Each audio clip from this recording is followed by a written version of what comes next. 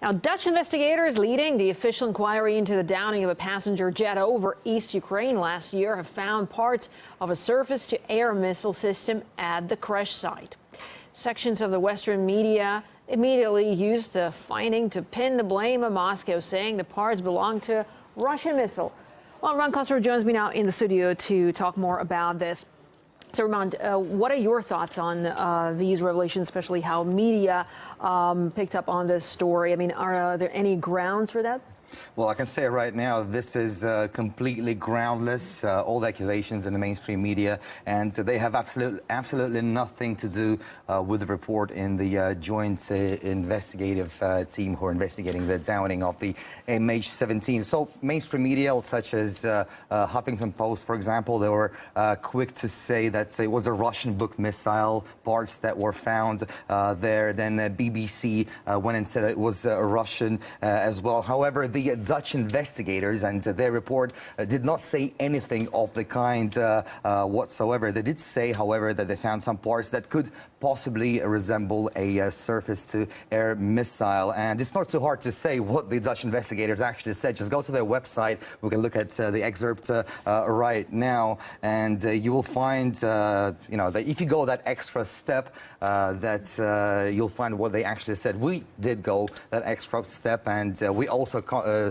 saw what's going on with the BBC and CNN and other mainstream media outlets in regards to this discovery. And we found out that the JIT and the mainstream media completely contradicts each other in regards to this story. So let's have a listen.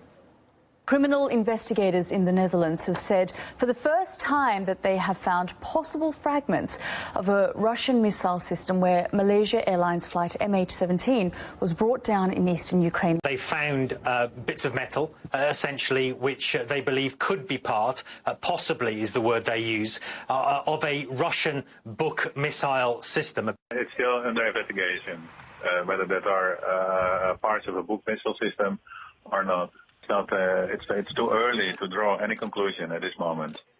Well, it's interesting to see how different media outlets put their spin on this, of course. So going back to the question at hand, if it is Buk, for instance, does it mean that Russia was involved in using it automatically? No, it does not mean that at all. Buk surface-to-air missile has been sold by the Soviet Union and by Russia to over 15 countries out there in the world, including Ukraine, by the way, and the company that makes it, Almaz-Antey.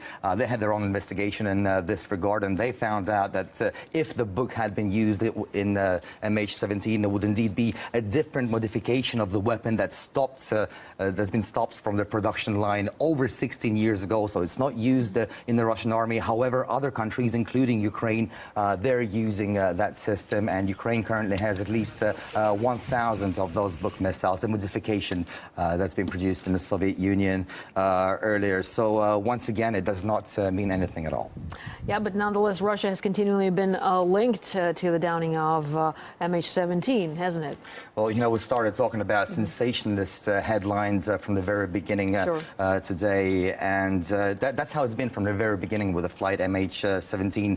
Various mainstream media outlets blamed Russia right away without providing any evidence, and they said that Dutch investigators have already pointed the finger at Russia and other media outlets, but Dutch investigators, they have continually denied assigning blame to anybody whatsoever, and actually they've said that they're looking at two possible versions of this investigation. So let's have a listen to what the investigators are saying in regards to their lead. We are investigating several scenarios. First of all, which is well known all over the world, is the scenario in which the flight MH17 was shot down by a Buk missile that was launched somewhere from the eastern Ukraine. And the second scenario, we are investigating the scenario in which a jet fighter with an air-to-air missile shot down flight MH17. So the investigation is obviously ongoing. It's far from being complete, and Dutch investigators, they don't know the answer as to who downed that airplane. But as always, people are in mainstream media are quick to assign the blame by, I guess it's wishful thinking or wanting to hear what they think is right. But the official investigation has been extended just recently, and it's going on right now. Yeah, and as you said, there's 2 investigations taking place at the moment, and sure, there'll be more leads and findings as it develops. Thanks so much, Roman, for talking to us here in the studio discussing this issue.